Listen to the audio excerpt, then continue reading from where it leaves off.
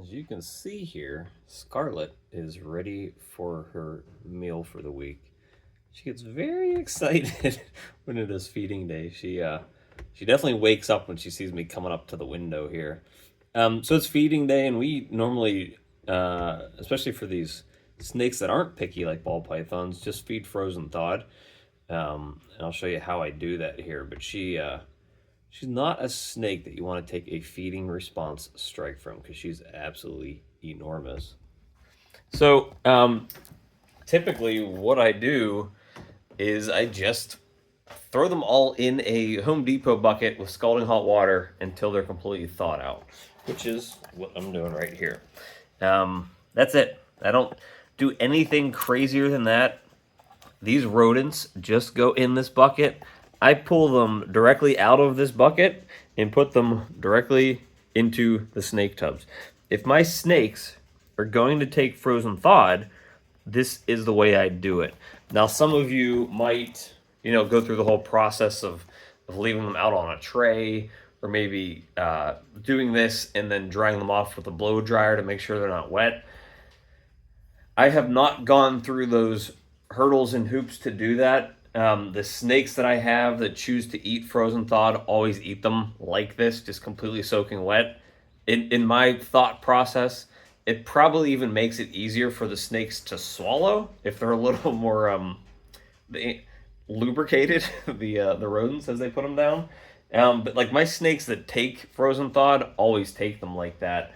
And some of my snakes from time to time, they will start off taking frozen thawed very well, and then they'll stop taking frozen thawed, and they'll go back and forth. And at some point, if they're just being too difficult with taking frozen thawed, I really don't try to do that whole process where, let's thaw it out different ways. Let's brain it. Let's put different scents on it. They either take the frozen thawed or they don't. If they don't take it, then I just move along to the next best thing, which, we have our cute little angry ASFs here.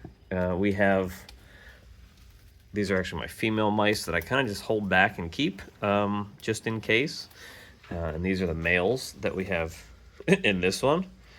And then we also have, our rats, which are kind of blocked here by my other rack. But so we have rats too. So I do all three of the major food groups that people actually feed live, and it usually gets the job done. If the snakes aren't getting the job done with feeding, that's when I switch over to trying to use Da Vinci Boa. I don't do that unless the adult snakes, have been off food for weeks or even months. At that point, then I try Da Vinci Boa, a couple doses. I actually did it 2 weeks ago, and I need to make a longer video about that. That's not going to be this video. But I think half the snakes, and I had like maybe 15 snakes that had been off food longer than I liked, 15 to 20, and maybe about half of them started eating the next week. This will be the second week after that, so I'll see if the rest of them eat. If they don't, then I will probably dose them again at some point this week to see if we can get them on food next week. But yeah, it's, to me, if they're being picky, it's because they just don't like what that thing smells like or how it's presented to them. So if they don't like frozen thawed, I try a rodent that's the appropriate size. If they don't like that one, then I try a different type of rodent, and make it's simple. But I mean, this is all I've ever done. I have fed probably thousands of rodents at this point, frozen thawed to animals. I literally just get these aren't completely thawed out yet, but I'll just show you. I literally, let's just say this medium rat, like this, and it goes directly into the snake. I just take it from here and I go straight over here into the snake tub, and that's it. That's simple. I don't put any more effort into it than that, and that has always worked for me. So I would not overthink it too much if you're trying to feed frozen thawed. There's just some snakes that won't take it. That's the downside to ball pythons that I can think of. That's really the only downside, in my opinion, is that they just sometimes don't take frozen thawed. Sometimes they don't take mice. Sometimes they don't take ASFs. Sometimes they don't take rats. But I mean, I have my Mexican black king snake here. this thing has taken, you can't see it so dark, frozen thawed since day one.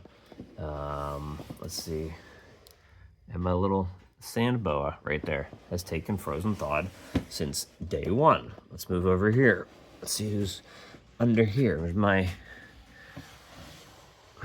milk snake, who's not liking being picked up. Frozen thawed since day one. My big rat snake, frozen thawed since day one. Let's see, we have our blood pythons, frozen thawed since day one. And then we have Scarlet, who's very eager to eat today. We have my rainbow boa, which you're not going to see because she's actually, here, I'll show you her too. This is the mommy that had a 29 baby litter. She takes frozen thawed all the time. So, you know, they either, if they're ball pythons, it's going to be very hit or miss. If they're any other species of snake, in my opinion, they're probably taking frozen thawed from you. And they eat the same way the ball pythons do. They go straight in this bucket. They're wet. I take them out, and they go straight into the snake's mouth. I don't dry them off. I don't pat them dry. I don't get a blow dryer out to make sure that there's no moisture on the rat's fur. And again, I personally think it probably actually helps the rodent go down easier if it's a little wet. It's like a little bit of lubrication. It's like, you know, if you're eating a bunch of crackers, your mouth's going to dry out. But if you're eating, you know, something that has some sort of condiment like ketchup or something on it, it's going to slide down a little easier. So that's the way I've always kind of looked at feeding them. So don't overthink it too much. If you're trying to feed ball pythons and they don't want frozen thawed, they just might be a picky eater. You might need to feed them something else.